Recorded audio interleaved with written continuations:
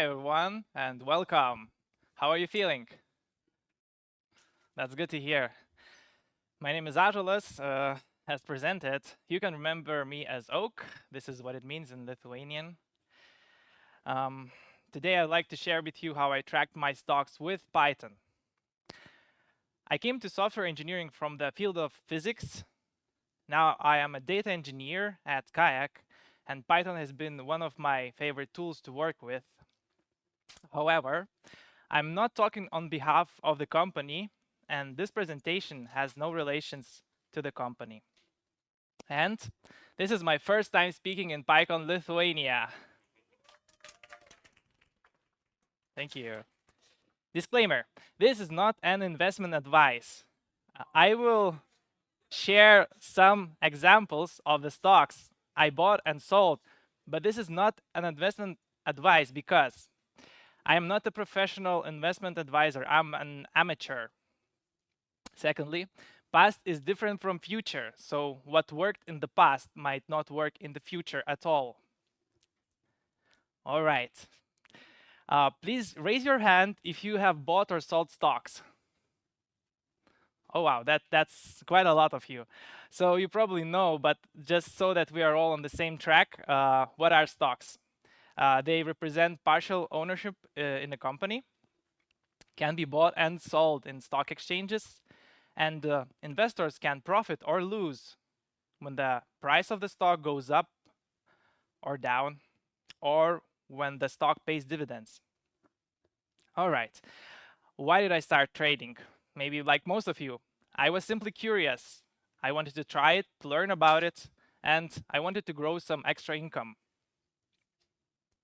How did it go for me? It was 2021, January 25th, that I bought my first stocks. And I earned about $50 within 2 weeks, and this was just a few clicks. I got really hyped by that. I thought this is such an easy money. So I poured a lot of my savings into it. How did it really go? Therefore, I quickly lost everything I earned because I invested in bad stocks.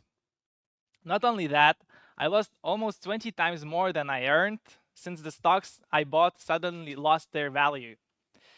The orange line is the profit I would have if I sold the stocks at the moment. So yeah, you can see that. I felt devastated. As you can see, my realized profits plateaued after the drop, and I have not sold any stocks since then. I have not traded anymore until the end of summer 2023. By then, I have lost more than $2,000. That is more than 40 times of what I have profited since the stocks lost their value. I made a mistake when choosing the stock to pour my savings to. What stocks did I buy? Can you recognize these stocks from their icons or tickers? Yeah, that's right. Snowflake, that's right. Yeah, that's correct. Uh, nice. So as you said, we have MongoDB, Snowflake, and the company of Warren Buffett, Berkshire Hathaway. I was reading about stocks and decided to invest in the company of Warren Buffett, one of the best investors in the world. He definitely knows about investments. I will just follow him. And I read to invest in things I understand. I'm a data engineer, thus I invested in databases.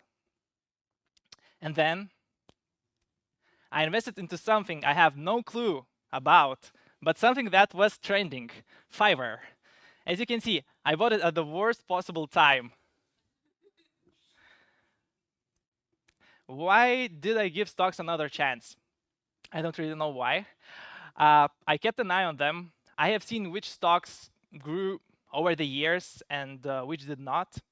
I have also introduced stocks to my brother back then. We would talk about them with my brother from time to time. I was looking for ways to invest again and gave it another chance. I believe mostly why I gave stocks another chance was the inspiration from my dear brother. You can see him on the right. How did I start using Python? I wanted to have a better picture of how I am doing I'm using Revolut to buy and sell my stocks, and the analytics was lacking features for me to form this picture. So I decided to build the analytics myself. Please raise your hand if you used Revolut to trade. Okay, it's quite a lot of you. Okay, so first of all, first step, how do you get the data? I searched and could not find a way to export the data in Revolut. Unfortunately, there is no API, no web to see the transactions. Everything is in the app. So I came to the one and only possible solution: to make screenshots and to read data from them. Okay, after a while, I had the app do this. I was feeling delighted because I have never worked on something like that. Yet I was able to build such a sophisticated tool. There are no machine learning models involved here because I did not need them. I'm also a data engineer, so not an expert in machine learning. The algorithm is quick and light. What did I use? Here you can see the extracted text using the Tesseract library, which is a library that extracts text from a picture. Before that, I processed the image using the OpenCV library so that it would be easier for the Tesseract library to detect the characters inside the picture. Then I used regexes to extract the text that interests me. In green, you can see the transactions that I wish to extract. Then I wanted to also have the data attached to the trades, and I could see the data above them. However, I could not extract the date in the same regex. Therefore, I thought of a group regex, which would be attached to all of the actions below it. I'm happy to come up with this simple yet powerful logic. Below, we can see accordions of the matches if we wish to inspect in detail. The regex expressions here are interactive. We can change them and observe the new result. So we then extract the useful information from the text using regexes and using additional simple logic to build a structured pandas data frame which we can observe. At last, save the data in DuckDB. And this is our interactive digital laboratory, of which I am very proud of. At first, I started building the client side using the terminal. Then I switched to a UI in the browser, and this was a game changer that helped me easily debug, change, and move forward. What enabled me to easily create this interface? It is the Streamlit library. It makes creating browser apps a breeze. I write Python, and this builds me not only the backend, but the front end as well. Here you can see how easy it is to turn your Python code to a website. Until I realized that my project lost its value. There is no need for it because I found out that it is possible to export the transactions as a CSV file in Revolut. I don't know since when it happened, but it does not matter. Nevertheless, I was very happy with this product and I'm proud of it to this day. It was surprisingly interesting to work on it, and I learned a lot. What have I learned? Text recognition from images using Tesseract library. Here we can see the code which I'm using to read the text from the screenshot. Then I learned OpenCV image pre-processing for character recognition. The picture has been grayscaled, thresholded, noise removed, and resized in the first place. Resizing made the text extraction perfect, without any inaccuracies. I also refreshed my knowledge as well as gained confidence in regexes, experimented with DuckDB. It was very smooth and I had no problems with it. In my case, it is like SQLite but modern. And learned Streamlit. It's such a neat library to build user interfaces with Python. This data frame method displays me the data frame in a website, while file uploader method enables me file uploading in the UI. No need to build an API, nor a front end to have a neat interface for your tools, and perfect for building your own digital laboratories. And my takeaway from this journey is to build yourself a digital laboratory. It is really easy with libraries like Streamlit. This will give you more control and visibility compared to the terminal. Do it for your own screenshots, your own document scans, or something even completely different. Current solution is very flexible and can be easily adapted to other cases, be it healthcare, law, accounting, etc.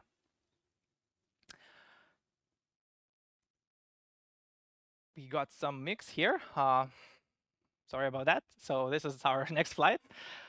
The news of the CSV file export possibility came when I had already proposed my presentation for PyCon Lithuania, and there was not a lot of time to build something new.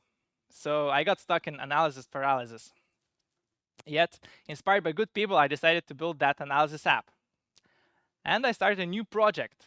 This one was reading the CSV files. And with the very same features of Streamlit that we have discussed earlier, here we have the upload for the CSV file from Revolut, and below we can see the data frame displayed. One interesting thing I found was fees. It is not in the exported CSV file from Revolut. I found this out by comparing the columns of quantity, price per share, and total. So quantity times price per share does not equal total amount when there are fees. And this is something that is not very clear when you look at the data. Here we can see the dataset already with the fees added as an extra column to the right. Tricky part is that fee calculation differs for buy and sell actions. For buy actions, it is total amount minus price per share times quantity. And for sell actions, it is price per share times quantity minus total amount. This was a surprising discovery that gave me more vision into the trades. And I had an idea to connect the buy and sell actions so that we know which sell action sold the stocks of a buy action. This way, I find out the profits of single actions. If the stocks are not sold, then we can get their market price and estimate how much they would be worth if we sell them at the moment. This logic was the most complicated yet very enlightening and allowed me to know the profits at any single point in time. Here we can see MongoDB stocks, and every row has data of both actions, buy and sell. We can also find out the buy and sell fees. And what really helps to look at the transactions is the color. Stocks from buy actions that are sold with the same sell action have the same color in consecutive rows. This logic also takes care of stock split actions and dividends. The app has a filter for tickers, and here we selected the MongoDB ticker. It also shows the summary of trading, profits, fees, unsold profits. We can check that for individual tickers as well as for all of the trading at once. Below is a profit timeline showing the realized, unrealized, and total profits throughout the years. Here we can see the summary of my trading journey in dollars so far. Besides profit, fees, unsold profit, and total profit, I included here some extra fees as well. They were present in Revolut in the beginning, but seem to have disappeared. They were custody fees. My total profits since the beginning of January 2021 are about $1,700. And here we can see the timeline of my trading journey. As you can see, I slowly started trading end of summer 2023 again, and I was profiting surprisingly well. You can see the green total profit line climbing higher. We can also see the blue line steadily climbing higher since my decision to trade again. However, since the end of February, I lost a lot of value due to the stocks losing their price. We witnessed the plunge of a lot of American stocks due to the changes in the global trade. My realized profits plateau and my unsold stocks plunge down, erasing my profits. However, it seems that the market recovered from its lowest point, so I'm hopeful that stock prices will rise. I also started trading in euros, and I was surprised by this graph and how well it performed. I made more in a shorter time, and I'm glad to have this app now to clearly see it. If you're curious from which stocks I profited mostly, I can say that it's from defense industry. We're all watching with sadness what is happening in Ukraine, and definitely in Lithuania we are concerned about our safety as well. So is a big part of Europe. They seem to also have been good companies to invest. And remember, companies benefit from investors, thus we can also support the companies and sectors that we would like with our investments. Okay, what have I learned from it? I practiced to implement some rather complex logic in Python as well as using pandas. I learned and used the Y Finance library to get the value of the stocks. Y stands for Yahoo. Lastly, I plotted with Plotly library, and it was neat. For some reason, I always thought that I need a token for it, and I was surprised that I do not need it. What more have I learned? I have learned about the fees in Revolut, how to display them, return them, and how to have a full picture of them. And I also used LLMs to help me write these apps quicker. Regarding them, I can say that they encourage me to think like a product manager.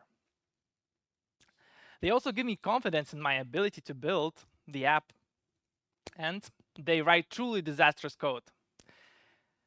Why disastrous?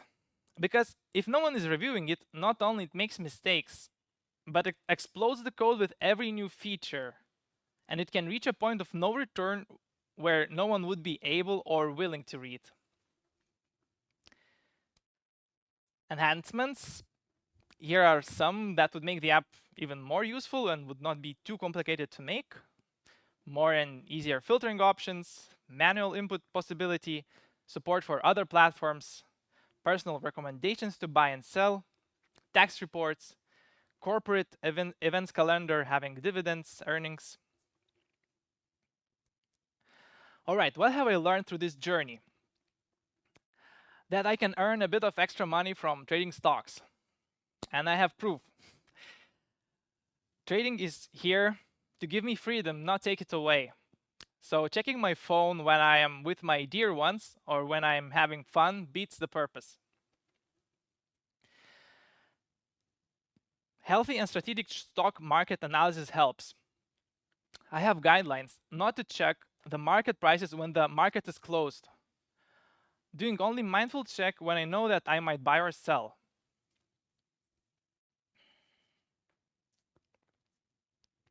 And what is even better is to have a clear analytics plan structure. I still have to come up with it. This will turn uncertain amounts of browsing time to few simple actions. I first heard about this concept from Sylvia, and it clicked so well with me, as if I needed this, as this was a missing piece in my puzzle.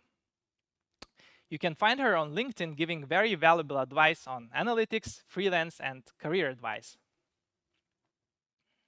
Furthermore, I also have to educate myself in trading strategies, and that presenting in Python motivates to build. And building gives confidence.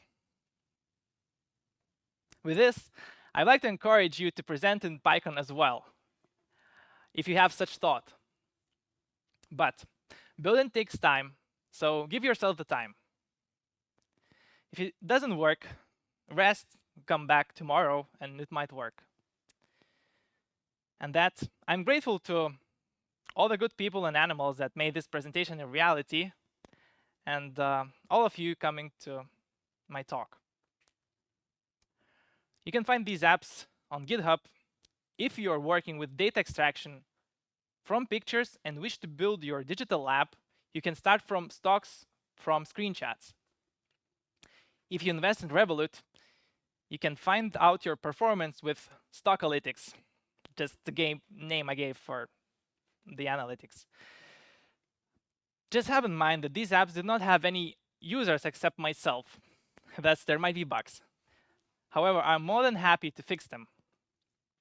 And you can also find my contacts on GitHub as well. And thank you for your attention. Would you like to know something more?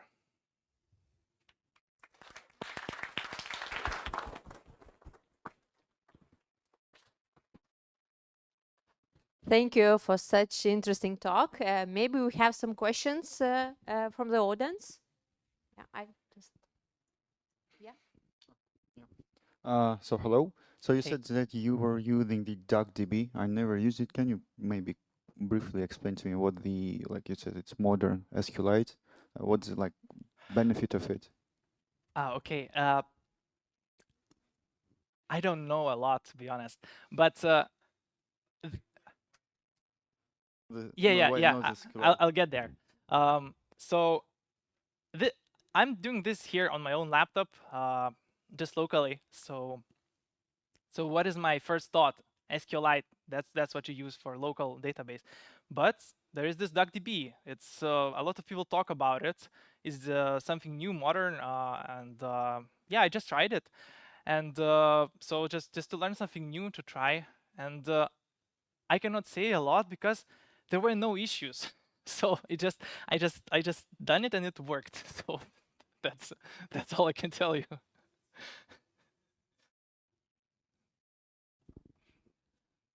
It's actually gonna be two questions, if that's okay with you. The first one is, were you able to automate the process of taking screenshots on your phone, or did you need to do it manually? And the second one is, does your UI take into account the fact, I don't know what's it called in English, so I'll just say it, gyventojų pajamų deklaracija. Yeah, okay, I understand what you mean. Okay, first part, screenshot automation. I was looking for ways to do it. I'm using an iPhone. I could not find the way to do it. I was trying to look in the shortcuts, could not find it. But the thing I found out, which is through accessibility, you can set up double tap on the back and it makes a screenshot. So this was easy for me to make screenshots and then upload them. This is the best I could come up with. I was not able to come up with complete automation. Second part, the tax reports. Yeah, if you yeah, there was a slide in enhancements, and there is a point about tax reports. I haven't done it, but it's possible, definitely.